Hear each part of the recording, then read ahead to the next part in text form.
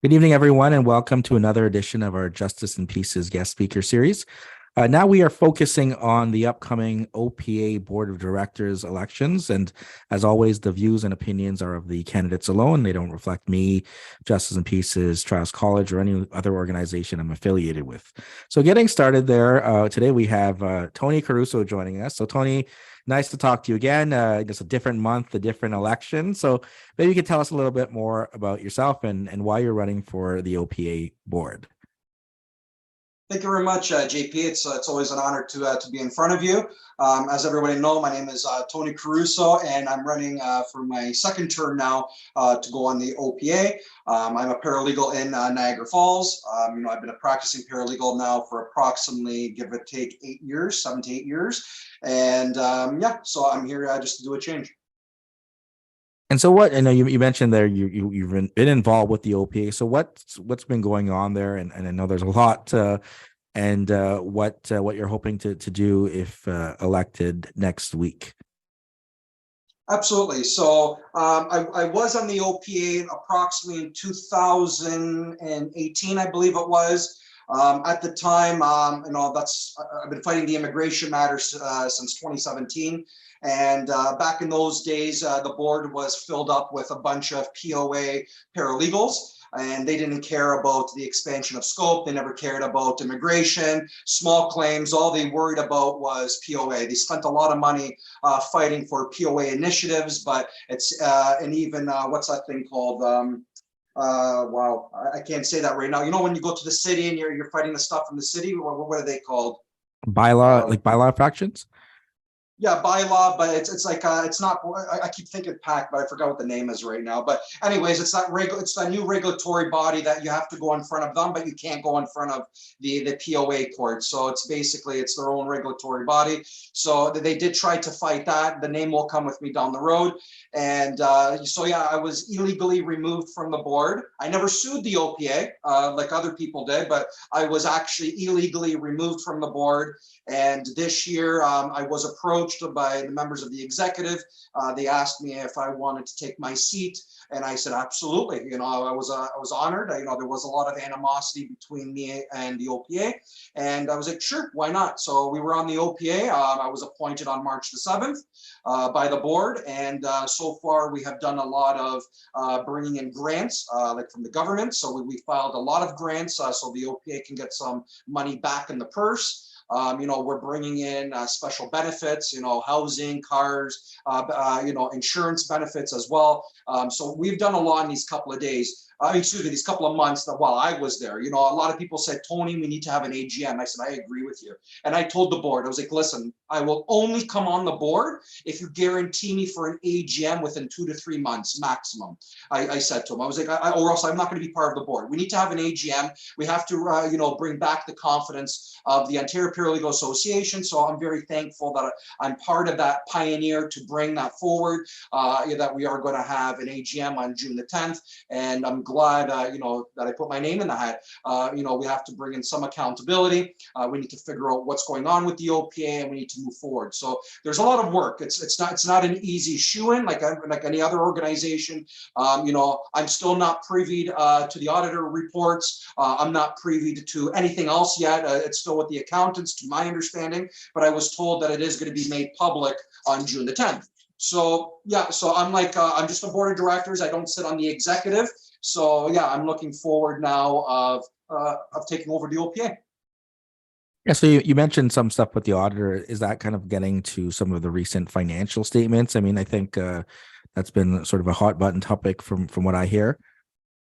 Yeah, and I agree with everybody. It is a hot topic.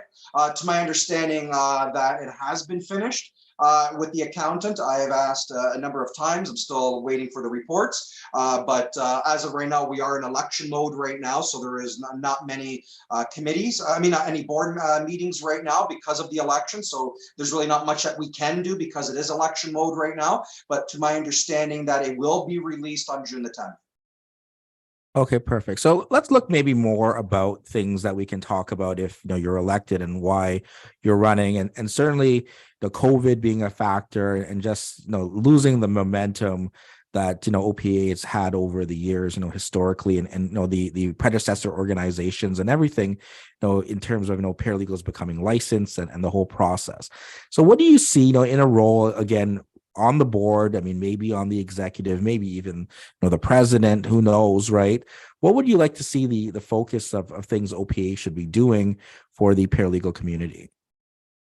Well, all the fathers of POA, all the past presidents, if they weren't part of the paralegal society or whatever the old group names was, the fact of the matter is we need to continue their legacy. By that, I mean, we need to, get the OPA ready to start teaching. What my vision is so that the OPA should be allowed to offer remote paralegal teaching. By that, I mean, let's say we have paralegals who live in the suburbs or they live in remote areas that can't find a school. Well, we did the pilot program, not the Ontario Paralegal Association, but a lot of the schools did. I'm not sure if your school did, but I know a lot of schools did during COVID that they did online training, and that's actually amazing.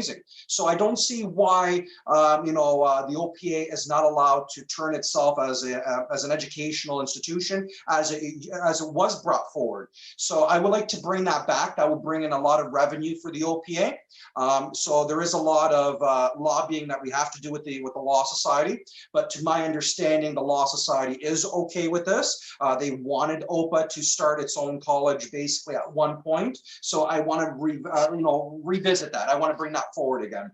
Also, I want to turn in the OPA into a power machine to defend its members. The Law Society, I'm not sure if as you are aware, they're now targeting people left and right. Look at Rocco Galati, what they're doing to him, the other lawyers that they're going after, and now myself that they decided to send to the tribunal. So whatever, I'm not worried about that. But at the end of the day, our members need to be protected. And I want to offer a legal task force on the OPA to start defending its members from Law Society complaints. It's needed right now. They're becoming very ruthless right now, a bunch of bullies, and so I don't take that very easily. So I'll be there to defend the membership. My third point that I want to do is I want to reduce from $226 for the membership. I want to bring it down to $100, so that will bring it to $113. Given COVID, that what we just talked about earlier, a lot of paralegals are suffering. How the Law Society is increasing fees, and now they want to bring in a competency levy, which the Paralegal Association, while I'm around, will not support. So we're going to have to be 100% sure that we're going to be lobbying for paralegals. So this is a great avenue. We have the ear of Doug Downey, so we can go directly to him for regards to scope and, or whatever the case may be. If we have some major issues such as legal aid, paralegals do pay for legal aid. So I want to see that. I want to see paralegals to start getting certificates for landlord and tenant or small claims, whatever it needs to be. If the Attorney General does not want to cooperate to allow paralegals to do legal aid certificates, and then we need to stop that. No more money that paralegals are going to be putting into this program. Like I said earlier, no disrespect to you, JP, but I'm sure we can raise the coffers of the lawyers to start paying a little bit more in their dues because, lawyers are in Ontario, in my opinion, after some research that I did, paid less Law Society dues in the country. If they're receiving certificates, then they should be paying more in their dues and paralegals should be paying less. We should no longer be paying into this program. You brought up a point about membership there. I mean, in terms of the costs, and I think I was talking to Bruce there last week, and I think he shared the numbers are about 402 members, and I think the last I looked, the overall paralegals that are licensed are about 10,000, 12,000, roughly around there. And I think around 3,000 to 4,000 approximately, give or take, obviously, as people come into the profession and people leave that are practicing. So what do you think? I mean, in addition to obviously lowering the fees, making things more attractive, to get membership up where, out of that, let's say the 3,000, you're getting at least half of them or at least 1,000 members, maybe doubling your membership, so that you're more reflective of the voice of the profession, saying like we speak on behalf of a third of practicing licensed paralegals, or even 20% of just licensed paralegals, period. So what are there strategies the OPA can do to, boost membership, which in turn obviously will boost some revenues, which they can use that to do all sorts of things? Well, absolutely. We have some big names running, such as myself. I'm running as well. I'm not sure if Bruce shared with you, but when I was, voted in by the board on March the 7th, I brought in between 60 to 80 paralegals right off the hub within the first week or two. So a lot of people see that I'm the guy of accountability. So the more that I'm out there, the more that I can bring people in. For a strategy, what I want to do is I want to bring back the regional committee. The regional committee for the OPA is paralegals in certain areas, like from Sudbury, from Windsor. We want to connect everybody, so it's like a bridge. So I really want to bring back the regional committee because I want to know what the issues are of paralegals up north. I want to know what the issues are down south, east and west, whatever the case may be, and then we can work together. You know what I mean? So we need to build the bridges again. And that's the thing right now. A lot of paralegals did lose hope in OPA. A lot of people don't care about the OPA anymore, and that's sad. But at the end of the day, look at the leadership that we had. It was disgusting. It wasn't this was not what paralegals wanted in the first place. And even the leadership during the bencher election, let's start endorsing good governance candidates and not get the permission from the board. Let's not get any permission whatsoever. So they ran it as their personal interest, and that was the problem. It was run by its own ego, and I'm going to put a stop to it because I'm going to include everybody. Also, what I want to do is on the board of executives, I'm going to have 5 seats open for the paralegal benchers. So I want them to join us monthly. It's not a conflict of interest. I want them, they're not going to be voting on anything, of course, but I want them to listen to what the OPA has to say. The problem is the Law Society seems to have lost interest in the OPA, and we need to bring that back. So we need to bring a bridge the OPA and the Law Society together, the OPA and the Paralegal Standing Committee. That way, we're all negotiating, we're all talking, and we're all at the same table. So we are the lobbying group. So the OPA is the lobbying group, and you have the benchers, who is the regulatory body. So they should be listening to us. You know what I mean? So that's why we have to install the confidence back. We have to bring back respect. We need to follow bylaws, and that's it. So I'm going to follow everything to the T, which we have to. And that's basically what I want to do. I want to bring back, we have to unite paralegals as one. And I believe we can do it, JP. We did it before, we can do it again. And now that we're going to have fresh faces, it's going to be amazing. We're going to bring OPA as a power machine again, and it's going to be a respectful organization. And I feel that after June the 10th, we're going to be over at least 1,500 members. I strongly feel that we could get that. We're going to be lowering the fees. We're going to be having all these new benefits. OPA is going to have all this money to host better CPDs. We could bring people together like we once did at the Civic Community Center. So there's so much that we can do. I want to restore the legacy, prior to 2018. We got to forget what happened from 2018 till now. We're going to erase that from the history of the OPA, and we're just going to we're going to move forward, and we're going to create new legacies, better legacies, momentum, and that's how we're going to be doing this. Yeah, so if it was so easy, obviously, to just pretend the last 4 years, as you said, or erase it.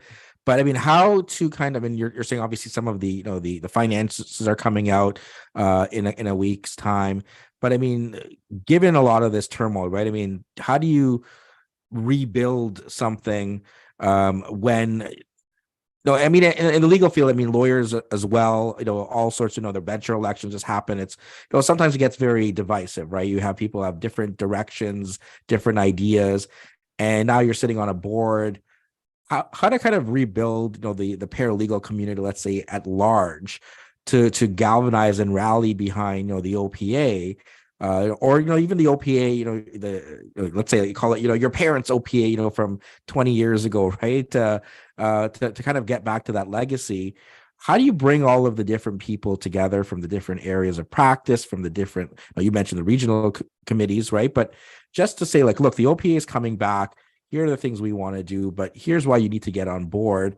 And financially, it's $100 now, so that's another motivation. But it's often just the throwing of a commentary from the peanut gallery, as they say, that leads to people just getting upset and saying, well, this is not for me, right? So what can be done there to kind of bring everyone together, and like you said, even bring the Law Society benchers and Law Society as a whole to the table to listen to the interests of the OPA?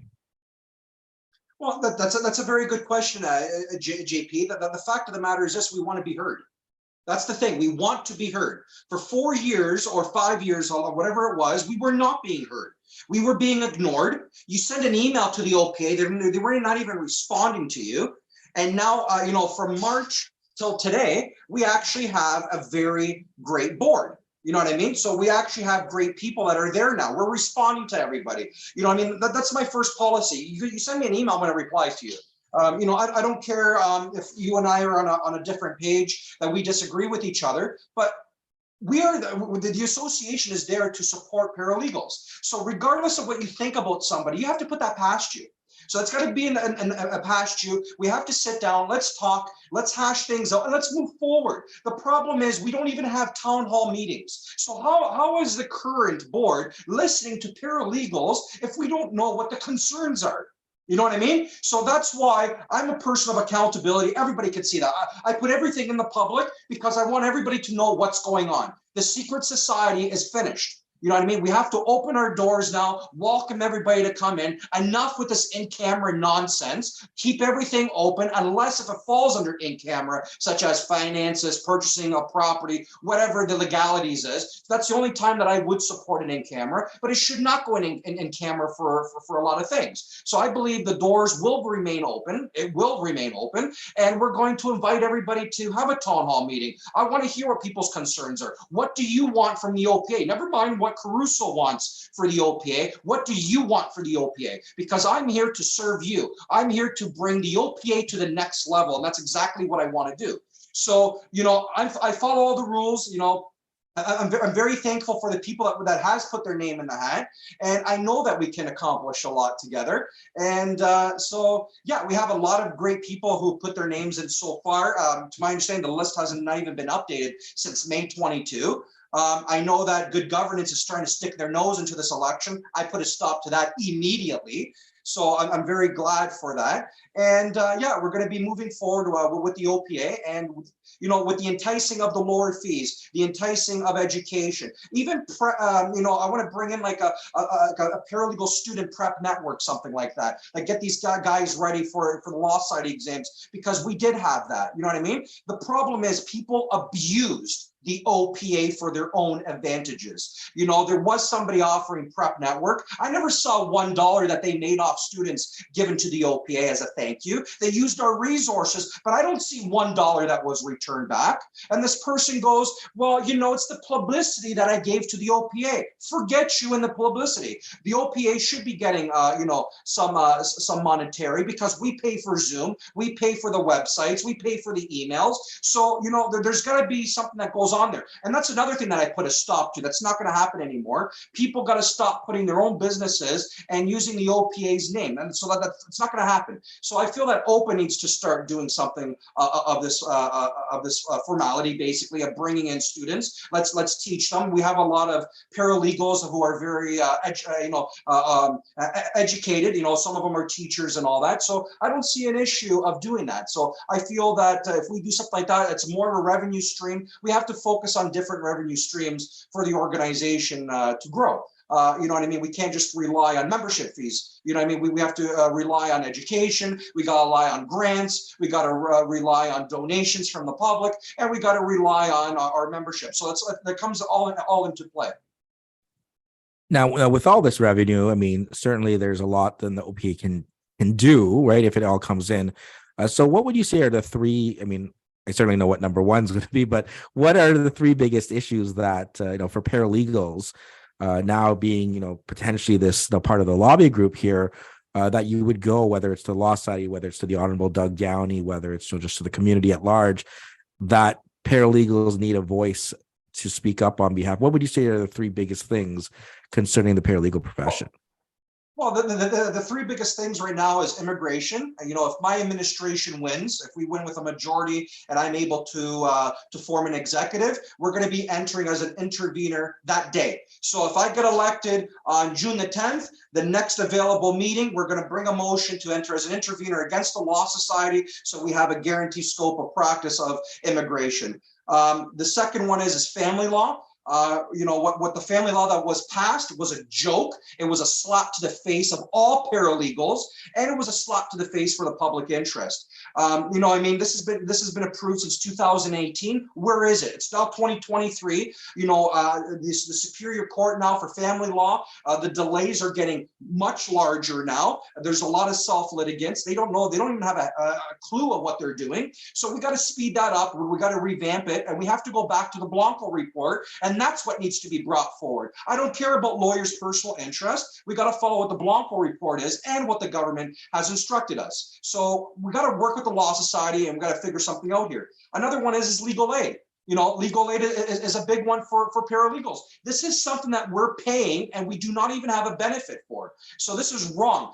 So we have to tell Doug Downey what exactly is going on here. What is your government prepared to do to fix this? But at the end of the day, you can't blame the government that much either, because they cut back on legal aid. So at the end of the day, we have to figure out where the resources are going towards, right? So if they cut back on legal aid and there's no money for paralegals, then unfortunately, fortunately, what Doug Downey should be doing for us is, you know what, we're going to create, I don't know, 10 paralegal clinics across the province, and you can apply for your legal aid certificate that way if he doesn't have the money to give it to us individually. So that's the problem right now. We had weak voices for a very long time. So a voice like mine, a voice you know, like Raj or anybody else who's thinking that they want to put their name forward there, you know, we have the in with the government. You know what I mean? So we know how to talk to these people, and we know how to bring this forward. The issue is what I said.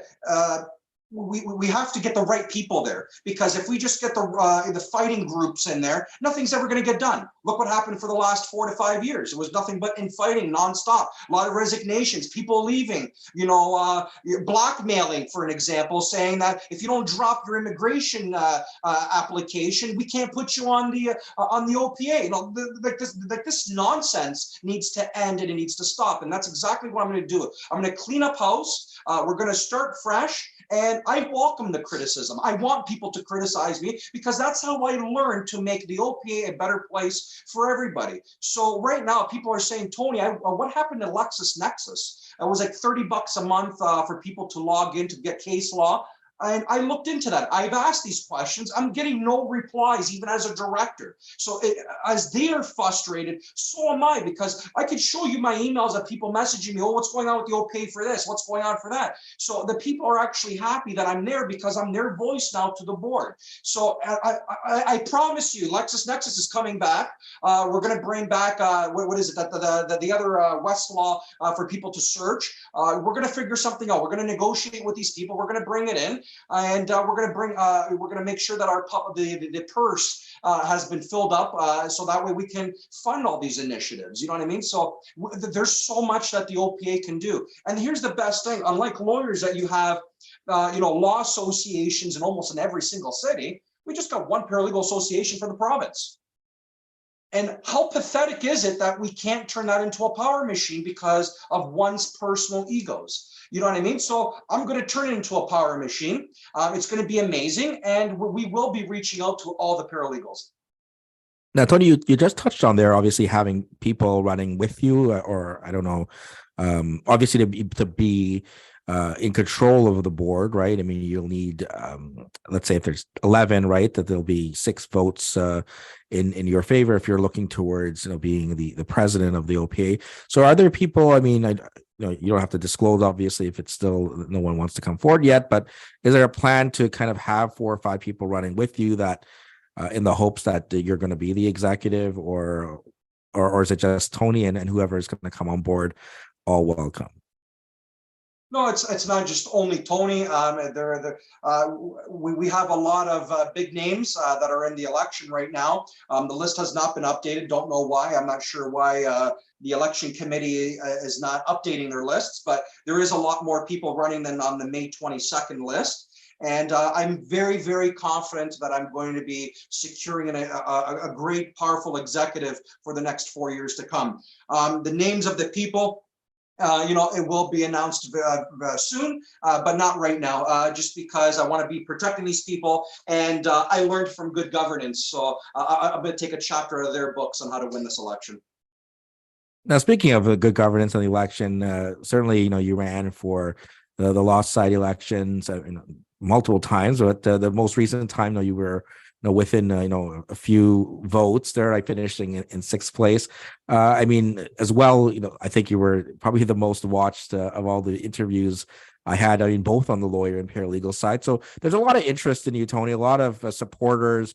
Your network's large. I mean, how do you kind of again channel that now and work with some of the people that you usually, I welcome criticism, right? That are critics of you that say, hey, I don't like the way Tony's doing things. I may like the initiatives he's doing, but maybe the way in carrying them out. So how do you kind of channel all this? You have a lot of energy, a lot of people backing you, a lot of people, even that are going to be running and supporting you. So how to sort of move the momentum forward for the next 4 years and beyond within the paralegal profession? Yeah, no, I got a great, amount of supporters out there. I don't think the election was fairly done because Computershare did announce the results at 5 p.m. on a Friday, and the Law Society says that they got it on a Monday at 9 p.m. So there's a lot of issues going on with that. So I am the bencher in waiting. Even though I'm sixth place right now, the bencher election wasn't done ethically. And what I want to do on the Ontario Paralegal Association is we have to create an investigative task force against good governance, because they've registered themselves as a corporation without telling anybody. That's illegal. It's against the Law Society Act as well, under, I believe, Section 7, that you cannot represent a third-party interest. For example, Ms. Lamazo, I'm not calling her Bencher Lamazo because she's not a bencher in my eyes. Ms. Lamazo is a director for this political party. She is a director for good governance, and she violated a lot of provisions of the Bencher's Code of Conduct. For example, receiving gifts. You're running a corporation, you're receiving gifts for your campaign while acting as bencher. So there's a lot of investigations happening as we speak. So what I want to do on the OPA is I'm willing to extend my hand to good governance. I'm willing to speak with them. I'm going to give them the olive branch. If they're willing to listen to paralegals, I'm willing to listen as well. This should not have to be involved with politics. This has to do with the sake of the profession, and that's what I want to focus on. So what I want to do is I want to have a meeting with good governance if they're willing to sit down and listen to paralegals. And my supporters want that as well. So my supporters even said, Tony, we're a little bit nervous because, we got one group running for OPA and we have another group running for that ran and controlled the Law Society. How does this help with your initiatives? Well, first and foremost, the OPA is not the Law Society, number one. Number two, the OPA is acting as your lobbying. So we will lobby to get us the initiatives that we're looking for. So, and my supporters, don't worry, I'm not the type of guy that's going to turn my back and not talk to the Law Society. Absolutely not. I want to engage the Law Society. I've been trying to engage the Law Society since 2019. Robert Byrd can even tell you, because Robert Byrd said he was going to invite me to the Paralegal Standing Committee in 2019 of March 26. His lawyers messaged me as well that wanted to invite me to the Paralegal Standing Committee on March the 26th. It never happened. So it's the Law Society who doesn't want to talk to paralegals. That is the problem right now, but we need to change that, because the Law Society will be forced to speak to the OPA. They'll be forced to listen to us, and we want to work together without force. You know what I mean? So we want to work together on that portion. There's a lot of work to be done. There's confidence that needs to be rebuilt. There's a lot of animosity. There's a lot of infighting, and we need to put the water on the fire pit. We need to end it right now, and we need to move forward. So again, to all my supporters that's out there that asked me if I'm willing to work with good governance, the answer is yes, I'm willing to work with good governance. Now, Tony, last couple questions here. I mean, is there anything else to add? I mean, obviously, even paralegals who are not members of the OPA, I mean, they can sign up between today or whenever they're watching this, and I think even on the 10th at the meeting itself or online. So, I mean, anything for those who are not members or they've let their membership lapse, or even newly licensed paralegals, of why they should jump on board now. and not take a wait and see approach to see how things are done. But why should they jump on now, come out and vote, and why should they vote for you? Well, ladies and gentlemen that's watching us right now, the OPA is going to be different. It's not going to be the same. I know you heard this over and over and over again, but just take a look at the administration. The administration never changed. You always had the same individuals running it. You always had the like-minded people, but now we're going to have a diversity, a group of individuals that is running for the OPA. This is the perfect time to be part of it. This is the perfect time to build the respect and dignity of the OPA that we lost, and we can't do it without you. I'm asking for your vote in regards to this. As you are aware, I lost by, I think it was like 52 votes for the benchers election. What I promised you guys there, I'm promising you guys now. This is a face that you can trust. You know what I mean? You have a friend for life. I have your back. No matter what, I'm there for you. I will lobby for you, but I want to know what your issues are, because if I don't know what your issues are, how can I bring that to the board? So that's the thing. I want to work closely with each and every one of you. I have an open door policy. I will always have an open door policy. I'll create a small little office here in Niagara Falls. That way I can meet people face to face if they want to see me. If not, I'll come directly to you. But at the end of the day, let's turn the chapter. I'm asking for your support. Let's build a legacy that we can be proud of. And what I want to bring back is I want to create an award system on the OPA. So for our paralegals who are outstanding, once a year, we should be giving them a OPA medal. The same thing like the Law Society, who discriminates paralegals, by the way, for the Law Society medal. I want to create an OPA medal. That way we can honor our outstanding paralegals out there. That way it's non-biased. We'll have a special committee. We have to get back to the paralegal community, and this is the time to do it. And just give me a chance. I won't let you down. Perfect, Tony. So last question there. Any final words, anything else you want to add, again, for those wanting to come back to OPA, we were just talking about, or any of the students listening? And thanks once again for taking the time and speaking with me again. No worries. For students, come on down. We welcome students. We're going to make, we have an education committee on the OPA. We need to beef it up a little bit, because I think they can do a little bit more. But again, they don't have the resources like we want to give to them. So we will give them the resources. If I'm elected and I'm able to form the executive, we'll give the education committee more resources to teach, the paralegal examination, have tutoring, have mentoringship. We're going to create a more interactive with our students out there. So I want to bring the students more to the OPA, because this is your organization as much as it is ours. So, and you are our future for the OPA. You are our future for the profession, for the people coming in there. The grandfather paralegals, they're retiring, they're leaving the profession. So we are the future of the paralegals. And it's exciting, you know what I mean? Because we actually got that education, and and we're like-minded, which is great. For the people who are thinking about joining, don't think, just join. What's stopping you? Come on down. You know what I mean? We need you guys there. We need all the support that we can get.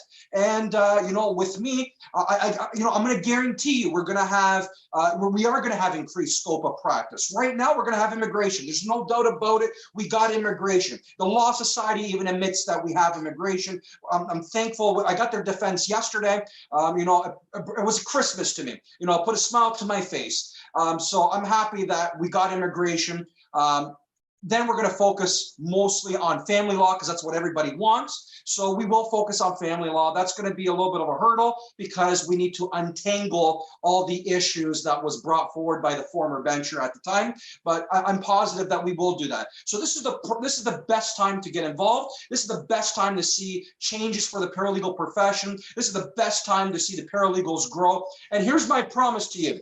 If the Law Society ignores us, if the Attorney General ignores us, if the government doesn't care about us, I'm going to turn the OPA into self-regulation. So one way or the other, folks, you will not be ignored under my leadership. You will not be forgotten under my leadership, and you will be answered to. We will answer to you. We will reply to you. We will be accountable to you. So one way or the other, paralegals will have the respect, We're not asking for satisfaction. We're going to demand satisfaction for the paralegal profession. And that's what we need. Somebody strong, never mind all this talk nonsense. We need action. And that's what I am. I'm a person of action, and I put my money where my mouth is. Great. So thank you so much. Maybe you can call yourself Action Antonio here. Get another the new hat to make That's OPA it, great again there. But it's always nice talking to you, Tony. And thanks for everyone for tuning in. And for any of the other candidates who may be listening, I mean, please reach out. The election is next Saturday, so we can try to find some time and hear what your vision is, like we're hearing from Tony. Take care, everyone. Yeah, guys, come on down. JP's giving you an opportunity. Don't be intimidated by me. I want to hear what you have to say. What your changes for the OPA are. So come on down. It'll be amazing to hear from each and every one of the candidates, and this will be amazing for the profession. And let's focus on growth. Sounds good. Take care again. Take care. Bye-bye.